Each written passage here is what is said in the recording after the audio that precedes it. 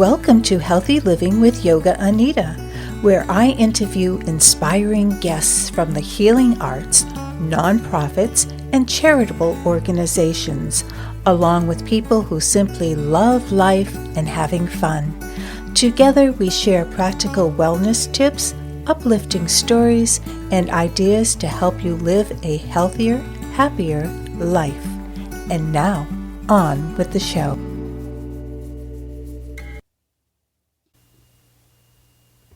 After spending time in the garden, digging in the soil, or simply sitting outside enjoying what you've created, you may be tired physically, but somehow you feel better, more relaxed, more grounded, and more connected.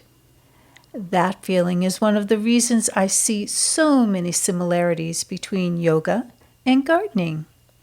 I'm Yoga Anita, and today we're going to look at how these two practices can help us move better, breathe better, reduce stress, and perhaps most importantly, help us to grow. Let's start with movement. Gardening may not look like a traditional workout, but think about everything your body does when you're gardening.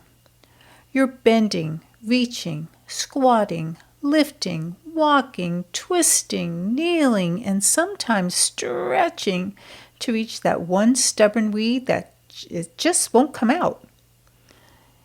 Yoga offers many of these same movements, but with more intention. When we practice yoga, we're moving our joints through different stages of motion, strengthening muscles, improving flexibility, and developing better body awareness. And you don't have to do an hour-long yoga class to benefit. Even a few minutes of gentle movement can remind your body, I still have the ability to move. The important thing with both yoga and gardening is to listen to your body. Don't force a stretch, and don't try to impress your neighbor by lifting the biggest bag of mulch. Move in a way that feels appropriate for your body today. Gardening can also build strength. Digging requires your arms and shoulders. Carrying soil or watering cans engages your muscles. Standing, squatting, and getting up and down from the ground challenge your legs and core. Yoga does something similar, but we can deliberately choose poses that strengthen specific areas. A chair pose can strengthen the legs. Warrior poses can build strength and stability. Plank can strengthen the core and upper body. And balancing poses challenge both your muscles and your concentration. But here's an important distinction. Gardening can sometimes put your body into repetitive positions. You might spend 30 minutes bent over pulling weeds without realizing how much strain you're putting on your back. Yoga gives us an opportunity to counterbalance these positions. After gardening, try standing tall, opening your chest, gently stretching your hips, and moving your spine in different directions. Think of yoga as a way of saying thank you to your body for all that work. Here's another beautiful connection, breathing. When you're gardening, you may suddenly begin to slow down. You're outside. You're listening to the birds. You're feeling the sun. You're paying attention to what you're doing. And suddenly, you're not thinking about your emails, your schedule, or everything on your to-do list. That's very similar to what happens during yoga. Yoga encourages us to pay attention to our breath. When we slow down and take a deeper, more intentional breath, we create an opportunity to pause. Try this the next time you're in your garden. Stop what you're doing Put down your gardening tool. Relax your shoulders. Take a slow breath in through your nose and slowly exhale. Do that 2 or 3 times. You don't need a yoga mat. You don't need special clothing. You don't even need to know how to meditate. You're simply giving yourself permission to stop.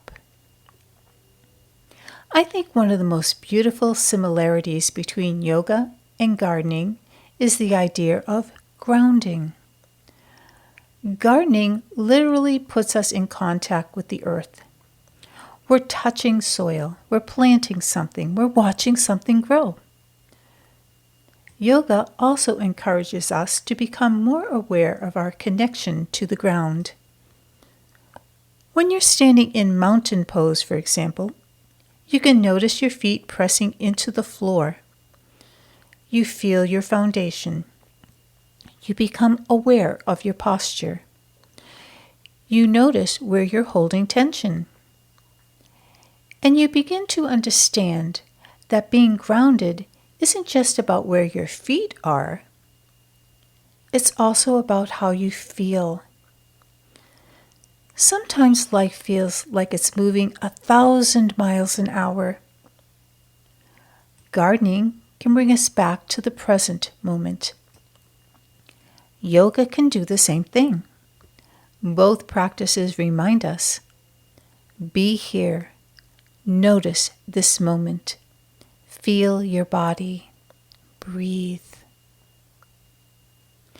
And then there's the lesson of patience. If you've ever planted a garden, you know that you can't plant a seed today and demand a flower tomorrow. You water it, you give it sunlight, you protect it, you wait, and eventually something begins to grow. Yoga is much the same. You don't necessarily become more flexible after one class. You don't master balance after one attempt. You don't eliminate all your stress with one meditation. Yoga is a practice. And just like gardening, the results often come from consistency rather than perfection. Some days your practice feels wonderful. Other days you may feel stiff, tired, or distracted. That's okay. You show up, you do what you can, and you give yourself time to grow. So here's a little challenge for you. The next time you're gardening, take a few minutes before or after your work to incorporate some yoga. Stand tall with your feet comfortably apart.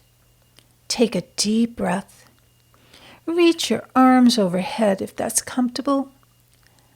Then lower your arms and roll your shoulders backwards. Take a gentle side stretch to one side, then the other. Place your hands on your hips and make a few slow, comfortable movements through your spine. Then finish by standing quietly for a moment. Feel your feet on the ground. Notice your breathing. Look around at your garden and appreciate what you've accomplished. If getting down onto the floor is difficult, you don't need to. You can do all these movements standing or even sitting in a chair.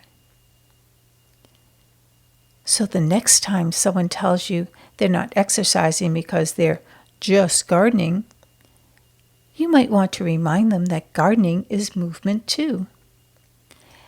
And perhaps yoga and gardening have an even deeper lesson for us.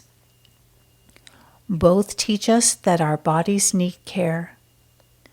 Both encourage us to slow down.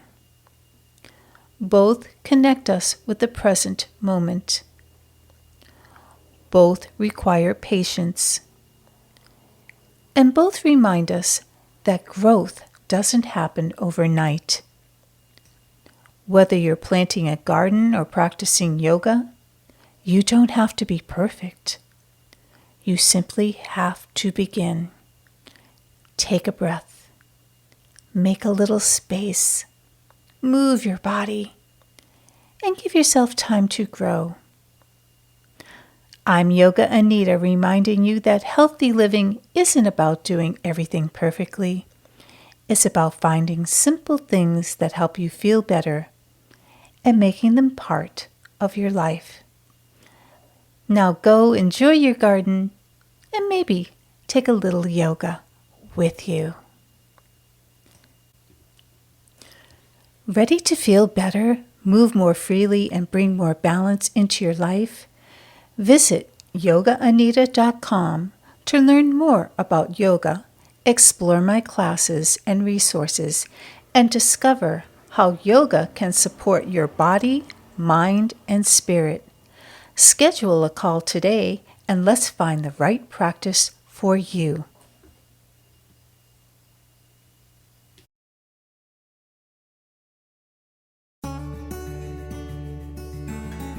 Thanks for tuning in today, and please comment, like, and share this podcast with your friends. I really appreciate you. Have a great week, everyone. Love and peace.